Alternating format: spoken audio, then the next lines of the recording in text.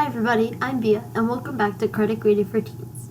For those of you who don't know, Credit Greedy for Teens is a place where teens can come together with other teens to learn about Spiritist teachings and topics in a way that makes more sense to us and is more relatable to us as teenagers in today's society.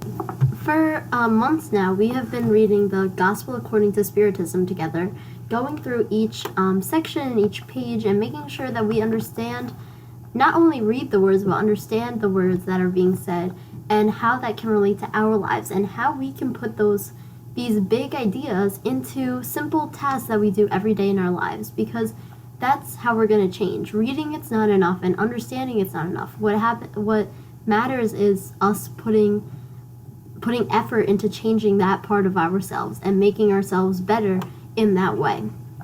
So hopefully when we read through these things, we see some things that apply to us, we see lots of things that apply to us, and we can put those into our daily lives. So we have been reading through this chapter 5, which are blessed are the afflicted, meaning blessed are the ones who struggle, right? Like we all struggle, because we're blessed that we struggle, because then we can improve on ourselves and we can learn from that experience and become better people. People who aren't struggling and who we think have the best life, they're often very miserable because they're not doing anything, they're not learning anything new, and then eventually they're going to have to learn all that stuff that we went through, all that stuff that we learned. So we are blessed to be afflicted, we are blessed to have struggles and to have problems. We just have to make the most of it and keep doing our best. So the section that we left off on was voluntary torments. Man is incessantly searching for happiness that always escapes him, because pure happiness does not exist here on earth. However, despite the vicissitudes that form an inevitable precision through earthly life, he may at least enjoy relative happiness, if he does not search for it with imperishable things, subject to the same vicissitudes. That is to say, with immaterial enjoyments, instead of seeking it with the delight of the soul. The only real happiness of this world is to be found in heartfelt peace. But man shows himself avid for all things that agitate and perturbate. It is really quite strange. It seems as if many problems are created on purpose, when it is up to each one of them to avoid them. So here they're saying how often almost 100% of the time, we are the ones that are putting ourselves through that suffering, right? We're, like they're saying here, we're voluntarily getting tormented because we're searching for a happiness that we know isn't of this world. But sometimes people are searching for this happiness in this world, right? They're searching for happiness with being greedy and having a lot of money, or having the best things and being showing off and all of that. And people search for material happiness. But that's where they get lost, and that's where they get tormented, is in the search for material happiness, because we know, while reading this, we know that happiness is not of this world, right? Happiness is more than material things. So these people who are looking for happiness and searching for it on earth, on these material things, they're not going to find it, and that's going to torment them. That's going to cause them problems and suffering because they can't find that happiness they're looking for. And here they're saying that the only real happiness of this world is in heartfelt peace. So when there is true peace, that is true happiness. And we don't have that very often on this earth. So what we should be seeking is heartfelt peace, right? What can we do to have peace on earth? With that would come real happiness. But other than that, we're looking for a lot of things that are actually just like agitating us and not helping us, not making us as happy as we think it might be making. And it seems, like they say here at the end, it seems as if many problems are created on purpose. So it's up to us to avoid these problems, right? To avoid getting jealous or greedy. But instead, somehow, it seems like we cause these problems. We make these problems for ourselves because we're craving that happiness that we think is material, but it's not. Then it continues.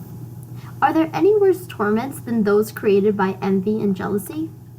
For those who are envious or jealous, there is no rest. They suffer a state of perpetual fever.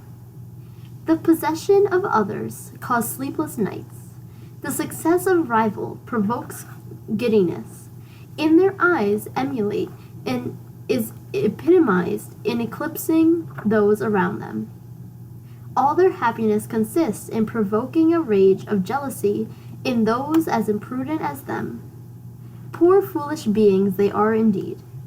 Never imagine that tomorrow they will perhaps have to leave behind all these trifles, the covertness of which has poisoned their lives. The words, "Blessed are the afflicted, for they shall be consoled," certainly do not apply to these, seeing that their preoccupations are not those that receive deserving recompensation in heaven. On the other hand, many torments will be avoided by those who are content with what they have, who can see things they do not possess with envy, and who do not try to appear better than they are. These will be constantly rich, since, by looking below oneself, it is always possible to see others with less than us. These kinds of people are calm because they do not create imaginary necessities for themselves. Is calmness, then, not happiness in the midst of the turmoil of life? Fellon in Leon, 1860. So here they're talking about people who are envious and jealous, and if we think about it, we all are at some point in our lives. Even when we try not to be, sometimes we are, and we have to notice these things because, right, some people, they're looking for happiness, right? They think they're searching for happiness, but instead they are so worried about, like, having material things that they can't even sleep, or that when they see someone else succeed, they get upset over it, or when they get jealous if someone else has something and they don't. This is all very negative energy for us, and that's not the way that we're going to find happiness, right? That's doing the opposite. It's kind of, like they said, it's provoking a rage of jealousy on other people, on people that are better than them. So they're constantly looking at people that are better than them and hating them and having all these negative feelings and wanting what they have, and etc., and all these negative feelings. But what happens after that, right? They're chasing all these material things, having all these negative energies attracted to them, but in the end, those material things are all going to be gone, right? And that's what they're not realizing. So when I said blessed are the afflicted, it isn't those kind of problems. Those kind of problems you're not going to be consoled for, right? You're still going to have to learn through those. Blessed are the ones that are afflicted, for they shall be consoled, is applying to the ones that are struggling through something because they have to learn from it, but are facing it with courage and kindness and all good qualities and traits around it. So even though we're all suffering, we do have a say in how we are suffering, right? If we're suffering with our best foot forward, doing the best we can, or if we're letting these negative emotions control us, and that's going to be a lot worse for us. And then on the other hand, there's some people, right, who are content with what they have, and they're not looking for more. They're not jealous of the people above them, and to them, they are rich because they can see that there's people that have even less than me. So even if I just have a small house, there's people that don't have a home. So compared to that, I'm still rich, right? Or even if I have nothing, I have this wonderful support and family of and love, and maybe that makes me rich. So people who are thinking positively and are looking at the positive side of it and are being content with the material things they have, because we know that the material thing is not the most important, right? That's just something of this earth, and soon, in a blink of an eye, all that will be gone, or all that will be outdated, right? And that it's never going to matter again. But we get so attached to these material things. So people who are not attached to this material things, or are content with what they have, they are going to be at peace, right? They're going to be calm. And like they said, is calmness then not happiness in the turmoil of life? So with all the crazy things that are happening, isn't being calm like almost like a happiness, like a relief, like, wow, I can be calm right now? So we have to strive for that, right? Strive for understanding that these material things are in it, and have these positive energies and being content with what we have, to improve ourselves, and we'll feel calm, and that calm will make us feel happy in that turmoil, in that chaotic scene that is life. So now we're on to the next section, which is titled True Misfortune. Everyone talks about misfortune. Everyone has experienced it, and therefore judges they understand its multiple character. I have come to tell you that almost everyone is deluded, as real misfortune is absolutely not what the world. That is to say that people who are unfortunate believe it to be. They see as misfortune the unheated oven, the threatening creditor, the empty cradles, tears, the funeral procession, and those following with broken hearts, the anguish of betrayal, and the stripping of pride from those who would wish to be dressed in the purple, but who can barely hide their nudity beneath the ragged tatters of their vanity. To all this and much more, humanity gives the name of misfortune. Yes, it is misfortunate for those who only see the present, but real misfortune are rather in the consequences of these facts than in the facts themselves. Tell me then, is a happening which at the time was considered to be a happy event, but which later causes disastrous consequences, not really more calamitous than another, which initially caused contrary, but finally produces benefits?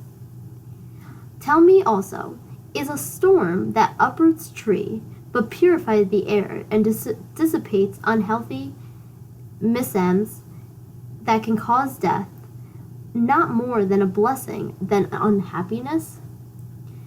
So here they're talking about what's the difference between true misfortune and the misfortune that we think we're going through, right? Like they're saying, we look at something and we say, and we think it's misfortunate, right? Or even people at a funeral, right, that are brokenhearted, or people that feel betrayed, or people who don't have proper clothing, people who are living in poverty. We're thinking that that's misfortune, right? But they're saying here, real misfortune is the consequences of this fact. It's what happens with these facts. So just being poor isn't a misfortune, but it's what else is happening because of that in our lives that can be that misfortune, like a disastrous consequence. And then they're giving other examples, like a storm. A storm, sure, it knocked down all these trees, which was super unfortunate, but it purified the air and it got rid of these diseases that could have caused death. So really, while we're looking at it as this unfortunate storm, it really might have been a blessing rather than something unhappy or unfortunate. Then it continues. In order to be able to judge, we must first consider the consequences.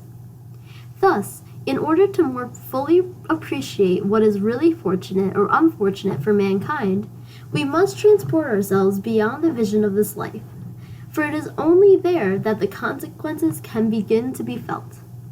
So everything called unhappiness, according to the short-sightedness of human beings, ends with the body, and receives its compensation in the future life.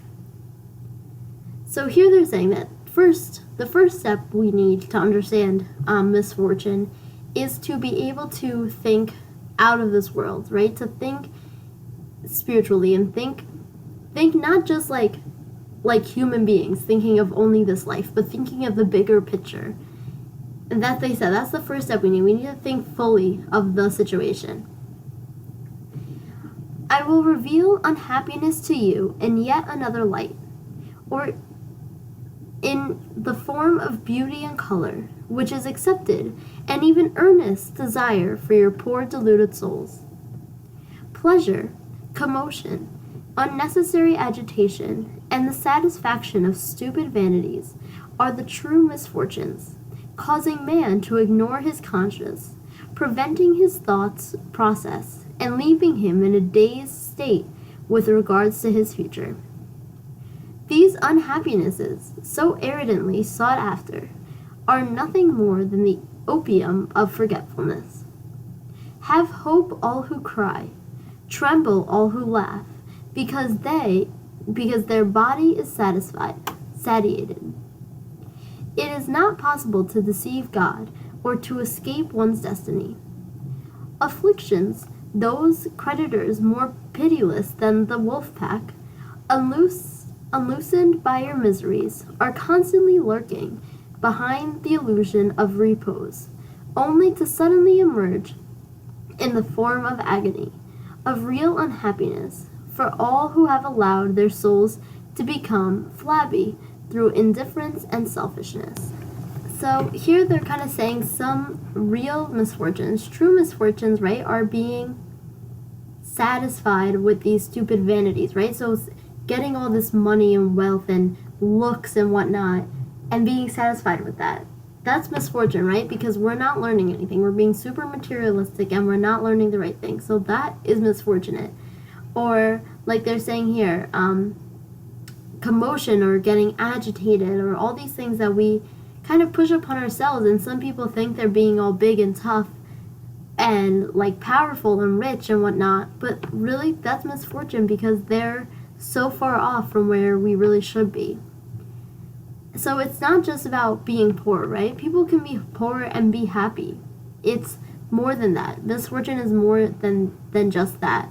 And it's saying all those right now who are crying and who are truly suffering have hope because there's that light at the end of the tunnel, right? There's more coming for us. But it says, tremble all who laugh. All that are laughing, they should be trembling and scared because they haven't even begun to suffer what they're going to have to suffer and overcome to get better. And then it continues. Therefore, let Spiritism offer enlightenment and establish truth and error in their real format, which, until now, have been so singularly deformed by your blindness. Act like brave soldiers who, far from running away from peril, prefer the dangerous fight rather than peace, which will bring them neither glory nor promotion. What does it matter to the soldier if he loses weapons, baggage, and uniform, if he comes out of battle the winner, covered with glory? What does it matter to those who have faith in the future if they leave riches and their physical bodies on the battlefields of life, provided the soul enter in the celestial kingdom of full glory? Delphine de Girardin, Paris, 1861.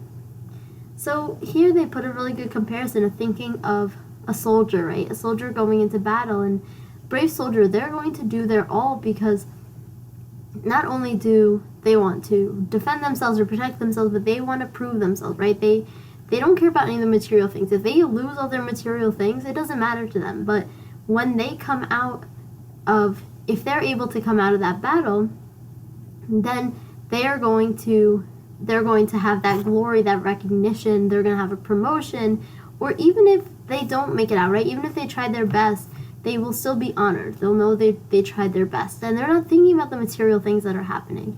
They're just thinking about doing their best and doing what they know to do, doing their best. But if we run and hide instead, or if we just choose to do nothing, or if we choose to just not try hard and just give up, then we're going to suffer from that, right? And we're never going to get that recognition. We're never going to get that promotion. We're just going to be there in the background suffering. And we don't want that, so we need to take our battles at our hands, right? And we need to do the best we can with those battles and face them and tackle them and know that, yeah, these material things don't matter. This doesn't matter. What's truly important in this battle? What do I need to, what am I trying to overcome? And focus on that instead of focusing on the unimportant things. And now we'll also start the next section, which is called Melancholy. Do you know why sometimes a vague sadness fills your heart, leading you to consider that life is bitter? This is because your spirit, aspiring to happiness and liberty, on finding itself tied to the physical body, which acts like a prison, becomes exhausted through vain effort to seek relief. On recognizing that these attempts are useless, the soul becomes discouraged, and the body suffers the influence of the spirit. It feels itself weary and apathetic, full of despondency, and it is then that you judge yourself to be unhappy. So here's the thing, sometimes, right, we have this sadness that overcomes us, and it's saying that being in this physical body, that's like being in a prison. It's being like locked down, right? So the spirit's trying to get out, but we're locked down to this body. So it's kind of like the spirit's becoming so discouraged by it that it comes out onto our physical body and affects us more than we realize. Believe me when I tell you to resist these tendencies with all your strength, as they only weaken your willpower. Aspirations for a better life are inborn in all mankind, but do not seek them in this world. Now that God is sending His spirits to instruct you about happiness, which He has reserved for you, await with patience for the time when the liberating angel will come to help you break away from the ties which hold your spirit captive. Remember, during your exile here on earth, you have a mission to fulfill that you do not even suspect. It will be dedicating yourself to your family or fulfilling the various obligations bestowed upon you by God. If within the course of this exile probation, while seeking exoneration, you feel you're about to collapse through anxiety, uneasiness, or tribulation, be strong and courageous enough to support these pressures. Stand up to them with resolution, for they will soon pass.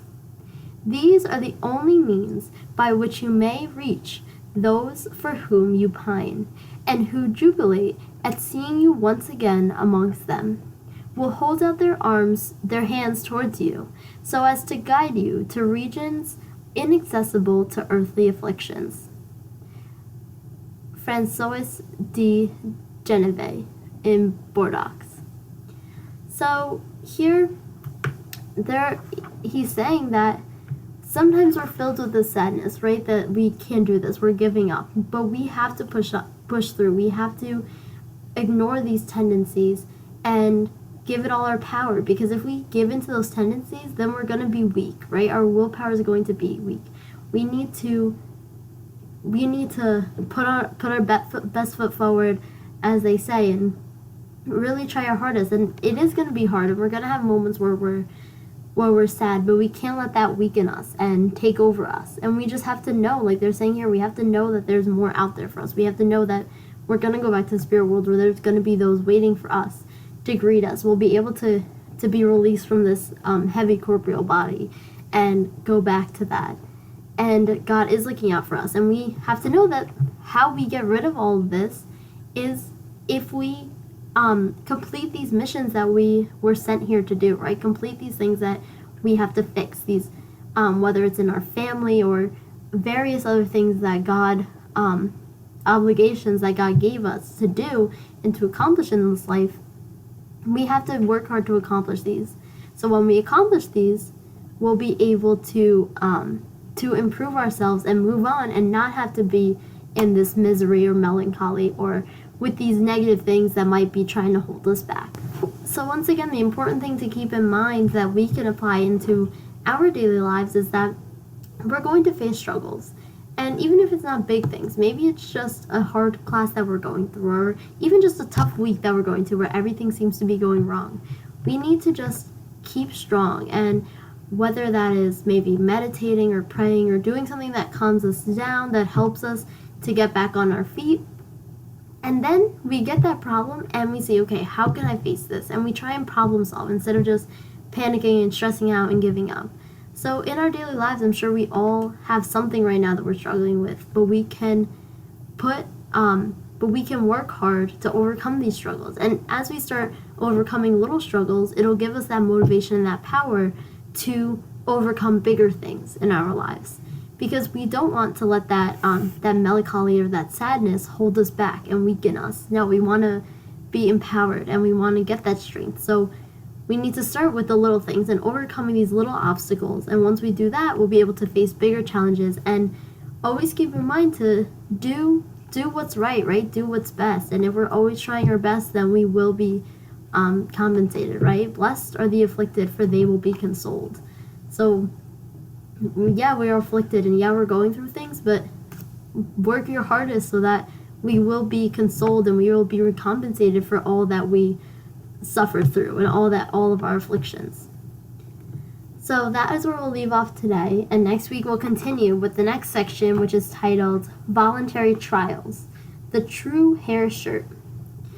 And but before we leave off, I'd like to read our message from the Daily Book of Positive Quotations by Linda Picone for today's date, August 27th. This one's titled Staying Angry. Holding on to anger is like grasping a hot coal with the intent of throwing it at someone. You are the one who gets burned. People who hold grudges never stop talking about those who have wronged them. Let their anger rule their lives. Those they are angry at may not care or even be aware of the grudge.